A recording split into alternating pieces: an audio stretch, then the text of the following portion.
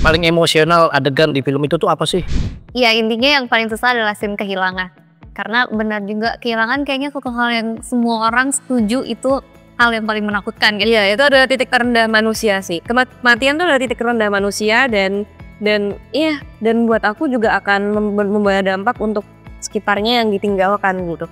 Ada satu pesan moral yang menurutku bagus, yaitu tentang menghargai permintaan terakhir seorang orang tua gitu, which is ya wasiat. Perasaan ketakutan setiap orang tuh universal, tapi kalau misalkan lo emang mau nyari film horor tuh justru Pak Sahlil.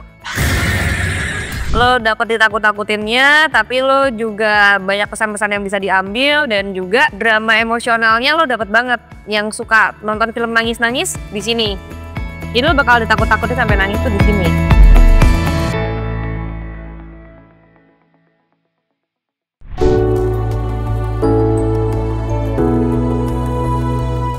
Halo Sobat Tempo, kita bertemu kembali dalam Bincang Santai Ngopi, Ngobrol Inspirasi bersama saya Yuda Iqbal Maulana. Sobat Tempo bisa saksikan acara ini di YouTube Tempo.co dan Facebook Tempo Media, karena kita akan mengangkat isu yang sangat menarik di sekitar kita dan memberikan cerita-cerita yang bisa memberi inspirasi bagi kita semua. Sobat Tempo, di bulan Juli akan hadir di layar bioskop Indonesia sebuah film horor karya Adriano Rudiman yang akan meramaikan dunia perfilman Indonesia. Film berjudul Selepas Tahlil adalah film horor Indonesia dengan berlatar di salah satu kota di Surabaya yang terinspirasi dari kisah nyata. Viral jenazah yang berjalan sendiri usai proses tahlilan dan menghadirkan ketegangan emosional yang sangat mengguncang. Dan film ini dibintangi oleh Agni Haq, Bastian Steel, Epy Kusnandar, Fanny Anggraini, dan Diandra Agatha. Nah, penasaran kan film ini seperti apa? Mari kita tonton cuplikannya berikut ini. Para keluarga kalian sudah mengikat janji. Sekarang giliran kalian menepati. Mati di neraka dibakar api.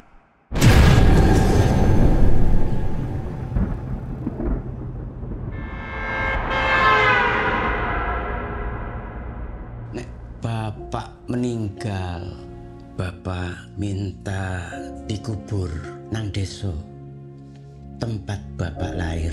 Emang Bapak gak pengen dimakamin di sini sebelahan sama Ibu? Iku wasiat Bapak.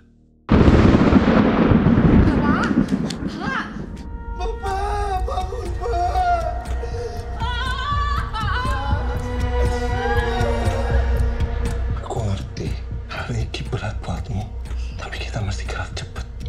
Bawa jenazah bapakmu malam ini juga. Aku niat makamno bapak neng Surabaya bareng ibu. Ini wasiat Kang Masku, bapakmu. Jangan sepele, Neng.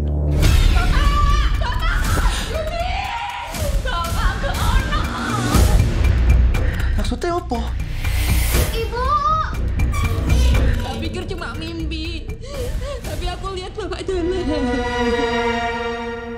Nggak satu yang bawa jenazah bapak ke sini.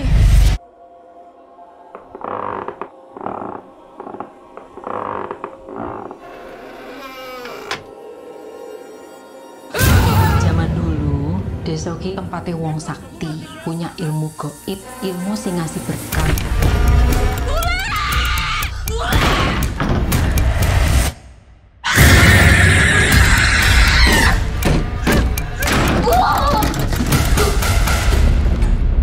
Ngerti waktu ini dekat. Wasiat bapakmu itu untuk mutus ilmu.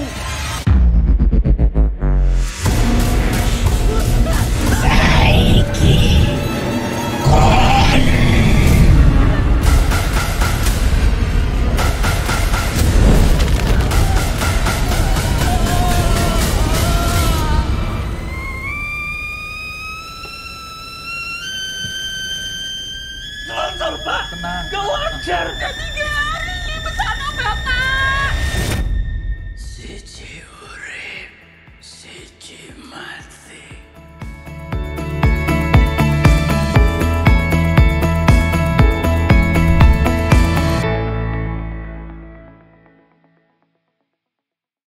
Oke Sobat Tempo, hari ini kita kedatangan aktor dan aktris yang akan menjadi masa depan perfilman Indonesia. Berat nggak?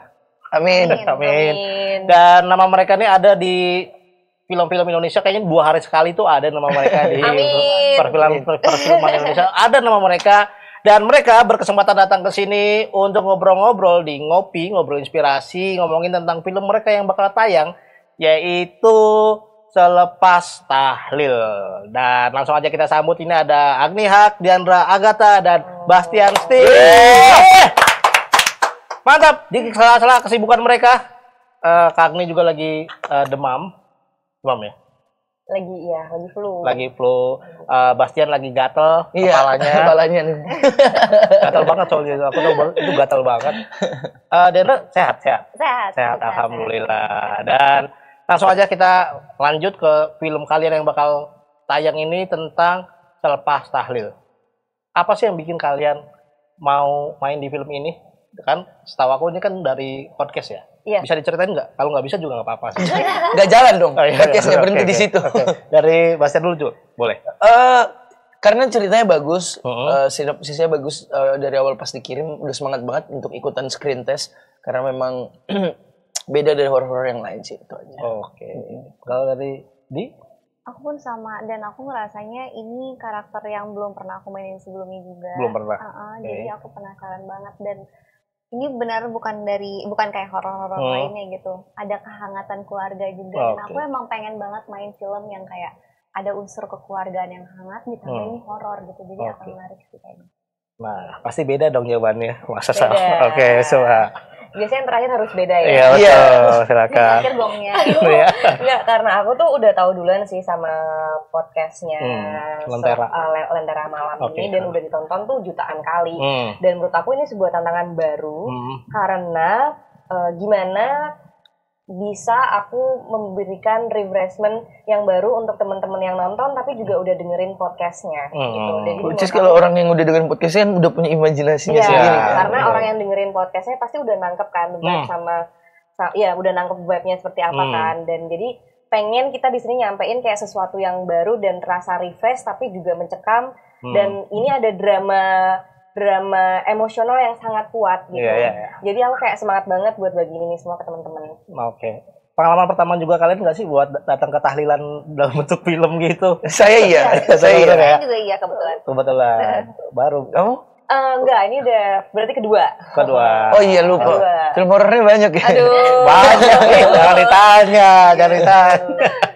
Dan aku kan juga ngeliat trailernya tuh, kalian tuh kayak punya karakter dan dinamika yang unik-unik gitu di dalam film tersebut. Nah, apa persiapan kalian nih di film tersebut? Apakah kalian harus punya treatment tertentu di film-film? Nah, sekarang coba dari Kak Agni dulu.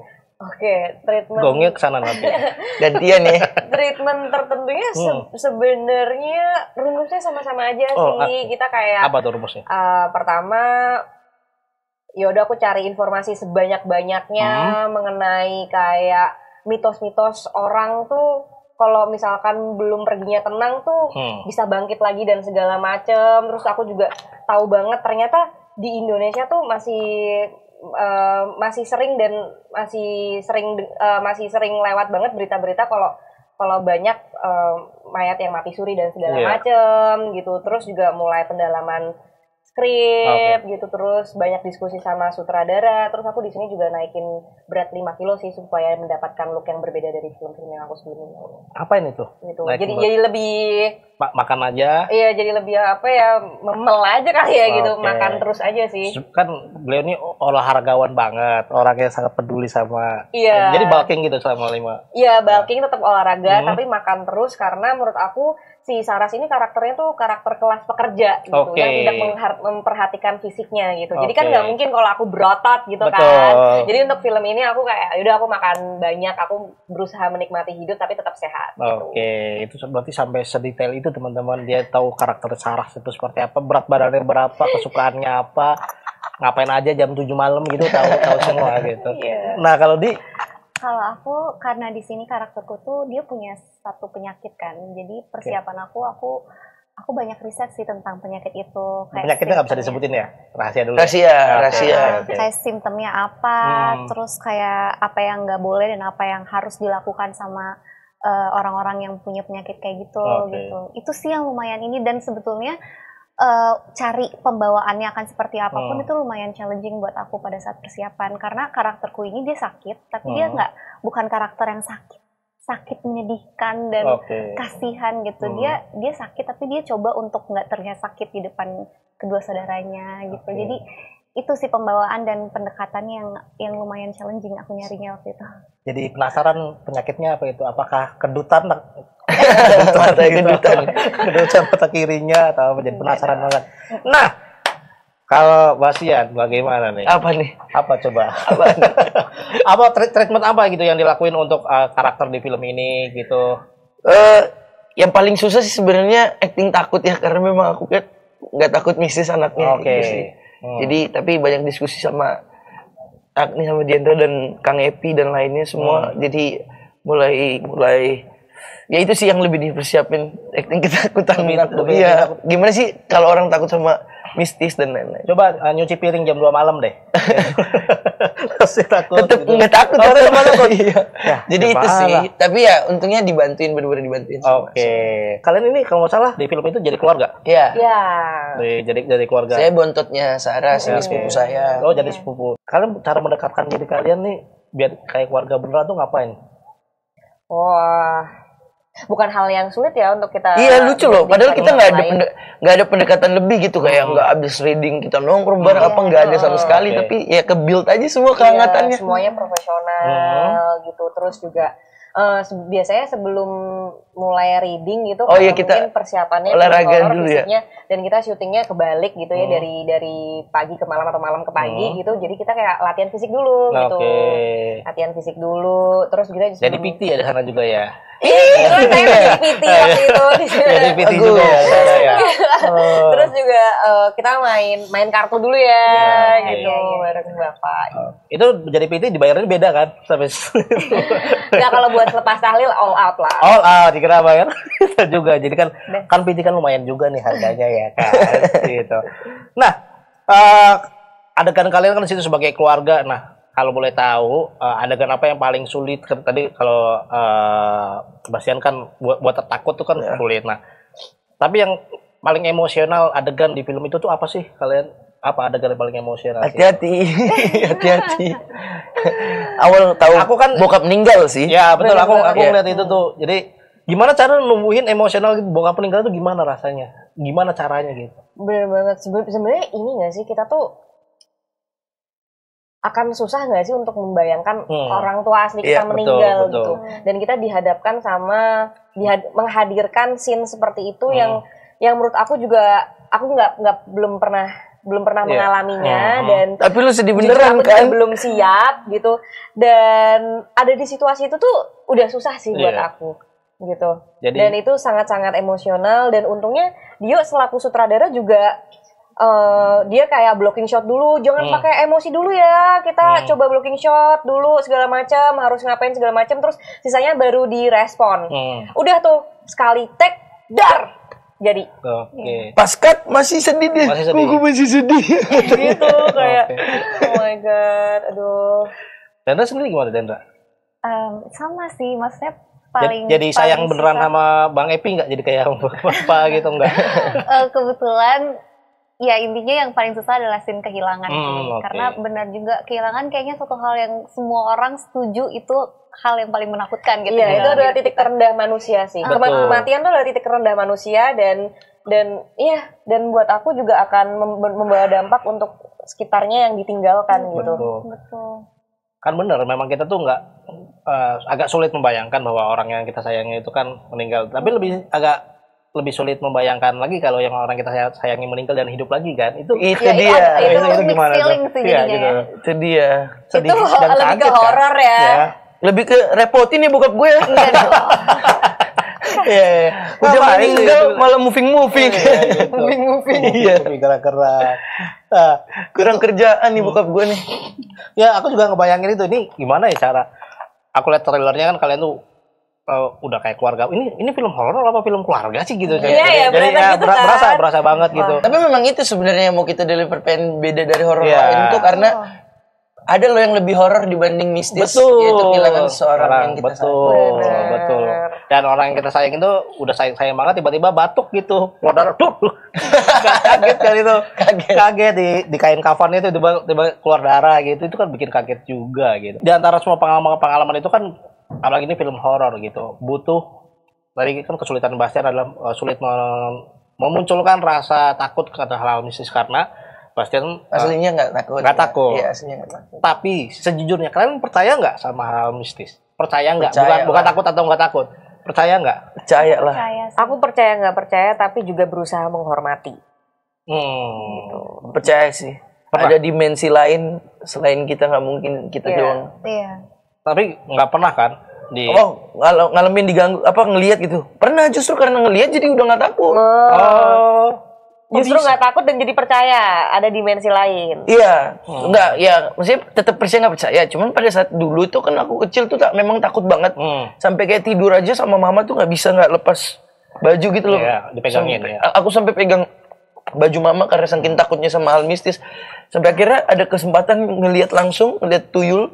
Langsung nggak takut lagi sama setan. Semenjak itu bener-bener nggak takut lagi sama setan. Ngeliat tuyul? Lu minta uangnya nggak? Jujur beda, tuyulnya beda gitu. Beda. Nggak kayak, ternyata tuyul itu bukan seperti yang kayak digambarkan pakai popok, botak gitu. Enggak ternyata.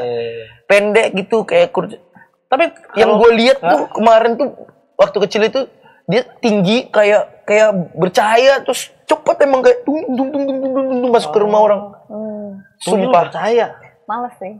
Subuh-subuh tuyulnya megang flash gitu ya. Kayak Casper. Iya, kayak Casper. Oke, Casper gitu.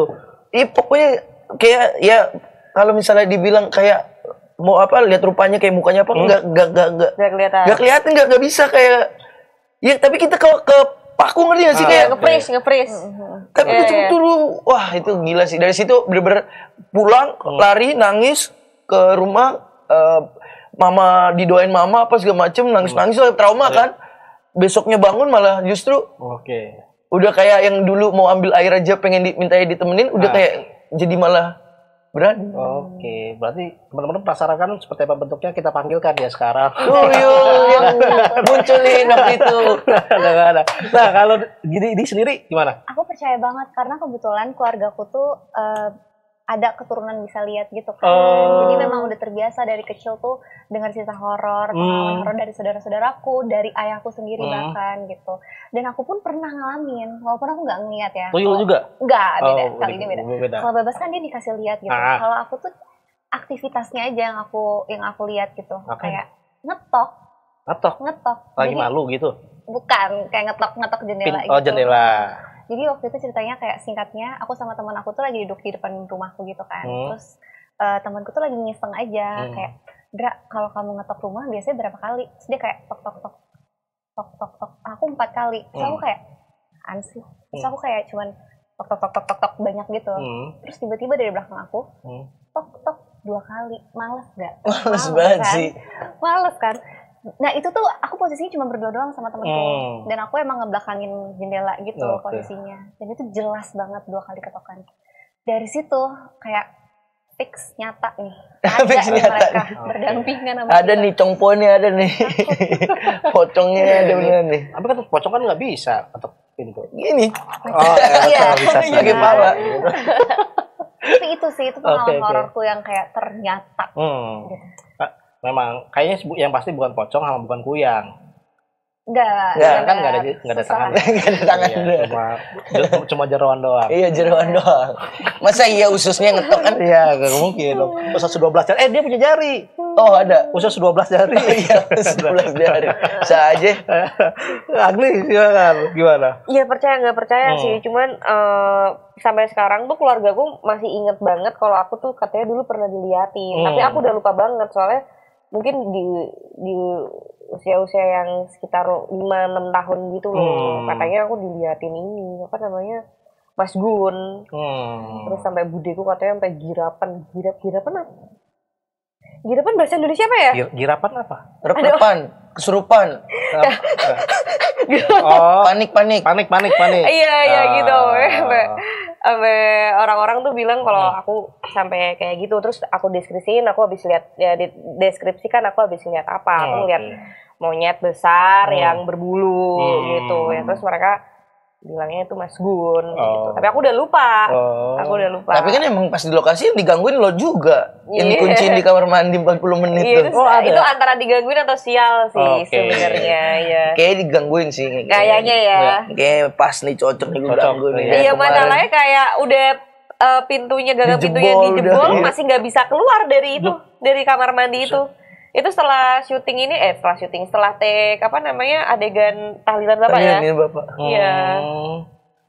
Jadi kalian lebih percaya hal-hal mistis ya ketimbang Hitler matinya di Garut. Oke.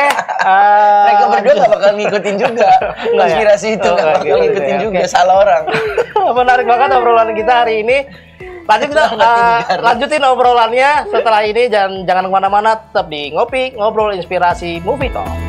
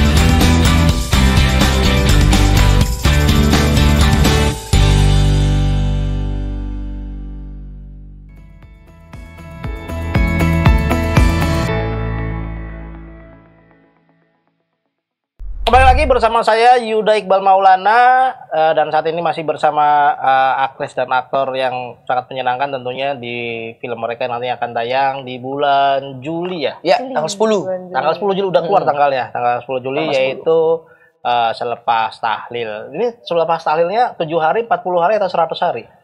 Nah, repotin lah bokap gue pokoknya di film ini. Kan ada bahas ini 7 hari, 40 hari, 100 hari. Ini langsung ya berarti 7 repotin hari. Pokoknya. Ya sebelum 7 hari bener-bener lagi ditahlilin besoknya nggak ada. Sebelum dikuburin besoknya bapak nggak ada. Hilang. Kalau boleh tahu ini latarnya di mana sih? Latarnya di Surabaya. Tahunnya sekarang. Oh kekinian, kalau nggak salah kalau di filmnya kan di filmnya di podcastnya dulu banget kan 80-an ya. Podcastnya 80-an. Berarti ini diadaptasi ke kekinian lah ya di zaman-zaman sekarang. Tadi diceritain kalau syutingnya kadang-kadang siang, kadang-kadang malam. Ini lebih banyak siang atau malam? Kan sekarang kan lagi musim nih film horor nih lebih banyak syutingnya itu di siang. Iya. Gitu. Nah, kalian sendiri gimana? Kita 50-50 sih, soalnya banyak. Kebanyakannya soalnya interior. Iya, interior ini dong. Bukan. Indoor. Outdoor juga sih, soalnya kalau butuh ambience outdoor yang malam hari kita tetap ambilnya malam hari. Oke, jadi di 50-50 lah. Jadi tapi emang real sih, kita semua real time, nggak ada yang kayak siang dibuat malam atau malam dibuat siang. No fake ya. No fake. No tipu-tipu ya. Oke, no fake. Dan berapa lama syutingnya kalau boleh tahu? 18 hari. Berapa? 18 hari. 18 hari, 7 hari tahlilan. Iya. Jadi 7 harinya. Iya, bisa jadi. Oke, kolaborasi dengan sutradara, kru pemain lain juga mempengaruhi hasil akhir kan. Nah, proses kreatif kalian di sana gimana sih? Apakah boleh improve atau kalian stick aja sama skrip lebih banyak di film itu? Enak sih, ini diskusinya banyak banget di film ini, jadi jadi kita pada saat proses eksekusi udah jor jalan. Dari awal masih di proses reading tuh udah full diskusi terus gitu. Setiap scene kita bahas dan diskusi. Oke, pakemin. Jadi pas syuting udah tinggal apa? Main musik. Jadi udah langsung ngeblend aja udah. Langsung. Dan lo seneng gimana? Iya sih betul. Jadi kayak selama prosesnya tuh kita benar-benar dikasih ruang yang bebas juga untuk eksplor dan bentuk karakter kita sendiri gitu. Terus kayak bantu ngembangin scene-nya dan lain sebagainya. Kita dibantu dan dikasih wadah juga. Gitu. Oke. Enggak ya? Udah semua ya? Dari aku emang dari awal tuh emang skripnya tuh udah pakem sampai draftnya tuh banyak gitu. Berarti kan penulisnya tuh juga mikirin gitu, nggak yang pede draft 1 terus syuting gitu. Itu kalau nggak salah tuh sampai draft belasan apa belasan, ya? Belasan. Iya, kalau nggak salah tuh sampai draft belasan dan emang udah pakem, kita udah yakin sama skripnya. Tapi menurut aku keajaibannya tuh ketika lagi syuting gitu. Kayak waktu reading kan beda ya. Kita reading tuh cuman ya udah di meja aja dan kita berimajinasi dengan imajinasi masing-masing gitu. Dan menurut aku imajinasi itu kan liar kan. Dan ketika ada di set, tiba-tiba tuh rasanya tuh berbeda aja gitu. Kita hadir di situ udah jadi karakter, udah pakai wardrobe kita dan tiba-tiba tuh magicnya ada improve aja gitu. Ada improve yang bikin scene-nya kayak semakin tegang dan semakin relatable sama kita sebagai masyarakat Indonesia gitu. Oke. Tapi nggak teriak-teriak. Film ini lebih banyak teriak-teriaknya atau nggak sih? Kalau ditanya capek pasti ya capek lah. Nggak ada lah kerja yang nggak capek gitu kan. Apalagi syuting film horor gitu. Capeknya double. Karena capek ditakut-takutin sama capek emosional. Karena ini horornya bukan cuma sekedar horor yang jump scare. Tapi juga horor drama keluarga yang bobot emosionalnya tuh epic banget gitu, dalam banget gitu, apalagi membahas soal kehilangan kan. Betul. Oke, itu pertanyaannya juga berkaitan tentang tadi tentang keluarga ya. Bobotnya berapa persen sih kalau boleh tahu antara horor sama tentang keluarganya, tentang psikologi keluarganya? Coba dari dulu. Bobotnya berapa persen? Kalau menurut aku, kalau misalkan kita bahas horor yang horor dan lain sebagainya, kayaknya 80-20 malah. Lebih banyak? Drama. Oh, drama ya. 20%nya komedi? Iya, action sih kayaknya. Oh, action. 20%-nya horor yang jump scare gitu. Karena kayak menurut aku juga sama, horornya tuh bukan di situ gitu. Horornya ya kita kehilangan orang yang sebenarnya punya rahasia gitu. Tapi ya bisa dilihat kan dari teaser trailer juga. Iya betul. Memang serem juga kan setannya. Iya sih, tapi nggak tahu ya, lebih pas ketika kalian kalian perlukan sebagai keluarga, kakak adik, dan ketika bapaknya meninggal, itu jauh lebih berasa gitu. Lebih horor kan? Iya betul. Kalau menurut aku tuh horor tuh universal ya. Iya betul. Menurut gue sih diselingkuhin tuh juga horor sih. Wah, gitu. Betul. Saldo kosong juga horor banget itu. Iya. Dan menurut aku tuh kayak kaki kepentok ujung meja juga. Oh, itu horor. Bekas juga ada. Horor banget kaki gue gitu kan. Cuman dirit doang, horor banget. Cuman dirit doang horor. Judul film tadi oleh Bastian judulnya Dirit doang. Dirit doang itu lucu banget kayaknya itu. Dan ini tuh horornya lebih ke apa kayak bisa jadi lebih serem rasa kehilangannya dan banyak hal-hal yang belum disampaikan gitu, kayak banyak kejadian-kejadian dan rahasia-rahasia yang belum terungkap gitu. Jadi lebih banyak pertanyaan nih ketika bapak meninggal tapi nggak ada jawabannya. Dan di tengah-tengah itu tuh kayak banyak banget teror-teror yang terjadi gitu. Jadi aku nggak bisa bilang berapa persennya karena menurut aku perasaan ketakutan setiap orang tuh universal. Tapi kalau misalkan lo emang mau nyari film horor tuh bisa pas Sahlil. Gitu. Lo dapet ditakut-takutinnya, tapi lo juga banyak pesan-pesan yang bisa diambil dan juga drama emosionalnya lo dapet banget. Yang suka nonton film nangis-nangis di sini. Jadi lo bakal ditakut-takutin sampai nangis tuh di sini. Gitu. Jadi memang hal yang paling menakutkan adalah kehilangan orang yang gak ngasih kabar, tahu-tahu hilang aja gitu. Itu curhat ya? Itu ghosting. Itu ghosting ya. Karena ini kan film horor, film tentang ghost juga, ghosting, menghilang. Oke. Tadi juga udah sempat disampaikan juga sama Agni bahwa ada pesan-pesan yang sebenarnya pengen disampaikan juga di film ini nih. Dari Bastian dulu deh. Kira-kira sih apa sih pesan-pesan yang ingin disampaikan kepada para penonton tentang film Selepas Tahlil ini? Tentang nilai kehidupan atau tentang hal spiritual? Itu ada nggak? Silakan.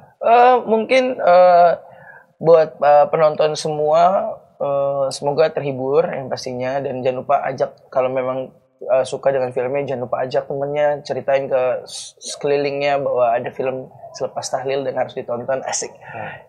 Harapannya semoga pesan moralnya juga tersampaikan gitu, karena menurutku ada satu pesan moral yang menurutku bagus, yaitu tentang menghargai permintaan terakhir seorang orang tua gitu, which is ya wasiat gitu. Karena kadang zaman sekarang orang udah mulai sepele dengan hal seperti itu. Yang padahal sebenarnya itu ya udah jelas permintaan terakhir dan harus dihargai dan dihormati. Oke, dikira menghargai apa yang ada, jangan mencari yang hilang. Nah, kan curhat terus nih. Selanjutnya ada pesan-pesannya. Ya semoga nantinya orang-orang yang nonton beres nonton tuh jadi lebih sayang sama orang tuanya, jadi bisa jauh lebih menikmati dan menghargai setiap waktu bareng keluarganya gitu. Jadi pengennya tuh orang keluar dari bioskop bukan cuma ngerasain ketakutannya doang atau kesedihannya aja, tapi juga pengen meningkatkan kesadaran untuk lebih dekat lagi sama orang tua dan keluarga gitu. Oke, luar biasa banget. Gue juga lihat tuh trailer apa namanya, potongan di reelsnya, dia ngomongin sosok ayah tuh seperti apa. Ya Allah, sedih banget ini. Sedih banget. Apa ya, udah disampaikan semua sih, tapi ini lebih ke pesan dari karakternya Saras buat teman-teman di luar kali ya. Si Saras ini kan anaknya logis banget gitu tuh, semua tuh harus sesuai sama kemauan dia gitu, dan kadang tuh dia tuh lupa banget sampai merasakan gitu. Dan sebenarnya tuh nggak apa-apa banget ya, kehilangan tuh rasain aja gitu, jangan sampai lupa ngerasain. Kalau emang waktunya sedih ya sedih. Zodiaknya apa tuh Sarah? Scorpio kayaknya. Enggak, Capri kayaknya ya. Capri, gitu, dan dia tuh selalu kayak mengharapkan kesempurnaan gitu kan. Terus sebenarnya tuh kesempurnaan tuh nggak ada gitu. Sebenarnya kesempurnaan tuh bisa didapat tuh ya waktu prosesnya gitu. Dan jangan lupa sih ngerasain sih. Jadi nggak apa-apa sih teman-teman kalau misalkan capek ya rasain aja. Nanti istirahat, nanti mulai lagi gitu. Itu kayaknya cocok banget buat kalian yang nonton nih, anak pertama dan cewek. Itu sangat relate banget. Oh iya, bener. Mungkin karena gue juga anak pertama dan cewek. Anak pertama cewek itu kalau nendang besinya yang minta maaf. Itu keras banget. Perempuan cewek itu keras banget. Oke, closing statement nih buat kalian nih. Terakhir kata-katanya hari ini tentang film dan bagaimana pendapat kalian tentang perfilman Indonesia. Harapannya terhadap perfilman Indonesia dulu dari dulu, silakan. Harapannya pasti semoga orang-orang Indonesia semakin banyak yang nonton film Indonesia, semakin banyak yang support, semakin banyak yang dukung, dan semoga perfilman Indonesia juga bisa terus kasih karya-karya yang luar biasa bagus sampai bagi-bagi jangan semua diambil nanti bingung jawab. Udah itu aja deh berarti. Oke. Bagi-bagi. Semua disebut gak ada lagi. Ya, silakan. Aku sebangga itu sama market film Indonesia gitu. Yang terakhir kita punya animasi yang sudah 10 juta penonton. Dan menurut aku itu dampak yang besar ya buat anak-anak yang akhirnya nanti akan menjadi dewasa seperti kita, punya ruang karakter ya dia ya. Iya, bisa punya ruang untuk terhibur, berimajinasi lagi. Punya child core-nya beda. Terus dan aku lokal kan sih. Dan aku tuh nggak nyangka banget di industri kita berarti yang penontonnya berjuta-jutaan, top 3-nya tuh ada komedi, ada horor, terus yang nomor 1 ada animasi. Betul, berwarna dan sekali. Aku seneng banget setiap tahun progres penonton kita makin luar biasa. Iya, betul. Dan semoga dengan itu kita juga bisa makin memberikan yang terbaik buat teman-teman di luar sana sih. Betul. Beda. Nah, ini nih pasti paling wah, udah disebut semua juga ya. Maksudnya semoga kualitas film kita semakin baik. Amin. Harapannya sebenarnya semoga market dan teman-teman penonton semua lebih menghargai perfilman. Jadi jauhi yang namanya bajakan, lebih datang ke bioskop untuk menonton. Terutama kalian warga TikTok, jangan di-share terus di TikTok nih, warga TikTok. Ngapain sih kalian ngerekam postingan-postingan di TikTok? Ya itu aja sih paling, supaya lebih minim lagi bajakannya, jadi lebih ada rasa, sebagai penonton tuh ada rasa kayak ya gue harus datang ke bioskop untuk menghargai si karya ini. Betul. Datang ke bioskop teman-teman, datang ke bioskop, jangan datang ke TikTok, jangan ya. Oke. Terima kasih banyak. Terima kasih Kak Dewi. Terima kasih Kak Bastian udah hadir di kesempatan hari ini. Mudah-mudahan filmnya meledak. Amin. Target berapa nih? Sebagai PU? Gua tuh nggak pernah mau nanya lagi ke target ke artis-artis tuh kayak apa alasannya? Karena khawatir itu akan membebani mereka dan itu benar. Ketika itu biasanya kan ada potongan-potongan dipotong-potong. Ya gitu. Ini targetnya segini, target segitu tuh agak membebani gitu. Ini langsung gini. Nah, berarti gua harus promo lagi dong gitu. Oh enggak sih, target kita selesai di promo aja sih karena kita sudah memberikan yang terbaik waktu ketika syuting gitu. Dan rest of it-nya ya teman-teman mohon dukungannya gitu. Berarti ada target. Berarti ada target. Enggak sih, semoga filmnya menemukan hati penontonnya aja dan ya itu aja sih. Kayak film-film zaman sekarang dong. Kalau berapa juta penonton aku nih mau ngapain? Berapa kalau misalnya 5 juta penonton bench press 100. Iya. Gitu gimana? Bench press 100 kilogram. Enggak ya. Enggak. Aku nih mimpin Zumba di HI ya gitu ya. Boleh. Boleh 10 juta tuh. 10 juta. Enggak, 5 juta deh mimpin. 5 juta. Mimpin apa tadi? Zumba di HI. Zumba di HI. Betul. Kalau Zumbanya gitu ya. Pada TikTok ya. Ini 5 juta. Kalau Bastian berarti kalau 5 juta dia akan dikontrol lebih kecil lagi. Kayaknya kecil. Dibotak. Ini direkam ya? Wah, gitu. Kalau 5 juta penonton Bastian nikah enggak, Ding? Udah dikat ya teman-teman. Enggak apa-apa, aman nih, aman. Enggak usah dikat, aman. Kenapa emang masih belum menikah? Lanjut. Dia apa? Nonton.